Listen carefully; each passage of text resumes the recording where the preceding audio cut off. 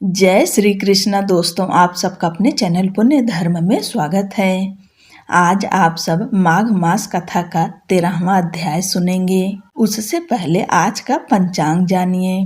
आज 16 जनवरी है और दिन शुक्रवार का है। आज कृष्ण पक्ष की त्रयोदशी तिथि है। माघ शिवरात्रि भी आज ही मनाई जाएगी और माघ कृष्ण प्रदोष व्रत भी आज ही रखा जाएगा। त्रयोदशी तिथि रात 10:21 तक है। इसके बाद चतुर्दशी तिथि प्रारंभ हो जाएगी। सूर्योदय सुबह 7:14 पर, सूर्यास्त शाम 5:58 पर। ब्रह्म मुहूर्त सुबह 5:37 से लेकर सुबह 6:25 तक। अभिजीत मुहूर्त है दोपहर 12:15 से लेकर दोपहर 12:58 तक। विजय मुहूर्त है दोपहर 2:46 से लेकर दोपहर 3:30 तक। गोधूली मुहूर्त है शाम 6:24 से लेकर शाम 6:50 तक। संध्या का समय है शाम 6:27 से लेकर शाम 7:44 तक। आज शिववास भोजन में है रात 10:21 तक, उसके बाद शमशान में। आज भद्रा भी है। भद्रा का समय है रात 10:21 से लेकर जो कि पूरी रात तक है और भद्रा पाताल की है। अब जानिए राहु काल का समय। राहु काल का समय है सुबह 11:16 से लेकर दोपहर 12:36 तक और निशिता काल का समय है रात 12:04 से लेकर रात 12:58 तक। आइए अब हम सब मिलकर 13वें अध्याय का श्रवण करते हैं। आप सभी भक्तों का आज की कथा में स्वागत है।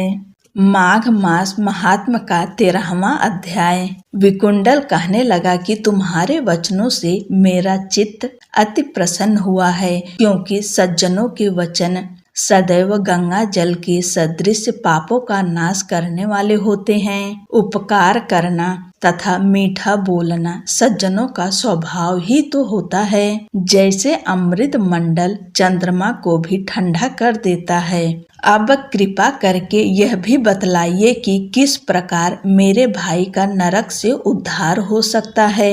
तब दूत कुछ देर ज्ञान दृष्टि से विचार कर मित्रता रूपी रस्से से बंधा हुआ बोला कि हे वैश्य, यदि तुम अपने भाई के लिए स्वर्ग की कामना करते हो तो जल्दी ही अपने 8 जन्म के पुण्य फल को उसके निमित्त अर्पण कर दो। तब विकुंडल ने कहा कि हे दूत, वह पुण्य क्या है और मैंने कौन से जन्म में और कैसे किया है, सो सब बतलाओ, फिर मैं अपना पुण्य अपने भाई को दे दूंगा। दूत कहने लगा कि हे वैश्य सुनो, मैं तुम्हारे पुण्य की सब कथा कहता हूँ। पूर्व समय में मधुवन में साल्की नाम का ऋषि था। वह बड़ा तपेश्वरी ब्रह्मा के समान तेज वाला था।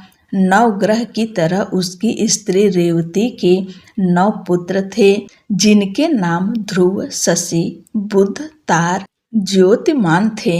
इन 5 ने गृहस्थाश्रम धारण किया तथा निर्मोह, जितमाय, ध्याननिष्ठ और गुणातग ये 4 संन्यास ग्रहण कर वन में रहने लगे। यह शिखा सूत्र से रहित पत्थर और सोने को समान समझते थे। जो कोई अच्छा या बुरा उनको अन्न देता वही खा लेते और कोई कैसा ही कपड़ा दे देता उसको ही पहन लेते। सदैव ब्रह्म के ही ध्यान में लगे रहते। इन 4 ने व्रत, शीत, निद्रा और आहार सबको जीत लिया। बस चर अचर को विष्णु रूप समझते हुए मौन धारण करके संसार में विचरते थे। ये 4 महात्मा तुम्हारे घर आए। जब तुमने मध्याह्न के समय भूखे प्यासे इनको आंगन में देखा तो तुमने गदगद कंठ से आंखों में आंसू भरकर इनको नमस्कार करके इनका बड़ा आदर सत्कार किया। इनके चरणों को धोकर बड़े प्रेम से तुम इनसे कहने लगे कि आज मेरे अहो भाग्य है, आज मेरा जन्म सफल हुआ, मुझ पर भगवान प्रसन्न हुए, मैं सनाथ हुआ। मेरे माता पिता पत्नी पुत्र गौ आदि सभी धन्य हैं जो आज मैंने हरि के सदृश आपके दर्शन किए। सो हे वैश्य, इस प्रकार तुमने श्रद्धा से उनका पूजन किया और चरण धोकर जल को मस्तक से लगाया। फिर विधि पूर्वक इनका पूजन करके तुमने इन सन्यासियों को भोजन कराया। इन सन्यासियों ने भोजन करके रात को तुम्हारे घर में विश्राम किया और ब्रह्मा के ध्यान में लीन हो गए। इन सन्यासियों के सत्कार से जो पुण्य तुमको मिला सो मैं भी कहने में असमर्थ हूँ, क्योंकि सब भूतों में प्राणी श्रेष्ठ है। प्राणियों में बुद्धि वाले, बुद्धि वालों में मनुष्य, मनुष्यों में ब्राह्मण, विद्वानों में पुण्यात्मा और पुण्यात्माओं में ब्रह्मज्ञानी सर्वश्रेष्ठ हैं। ऐसे ही संगत से बड़े बड़े पाप नष्ट हो जाते हैं। यह पुण्य तुमने अपने पहले 8वें जन्म में किया था। सो यदि तुम अपने भाई को नरक से मुक्त कराना चाहते हो तो यह पुण्य दे दो। सो दूत के ऐसे वाक्य सुनकर उसने प्रसन्न चित्त से अपना पुण्य अपने भाई कुंडल को दे दिया और वह नरक से मुक्त हो गया और दोनों भाई देवताओं से पूजित किए गए। तब दूत अपने स्थान को चला गया। इस प्रकार वैश्य के पुत्र विकुंडल ने अपना पुण्य देकर अपने भाई को नरक की यातना से छुड़वाया। सो हे राजन, जो कोई इस इतिहास को पढ़ता या सुनता है वह 1000 गौदान का फल प्राप्त करता है।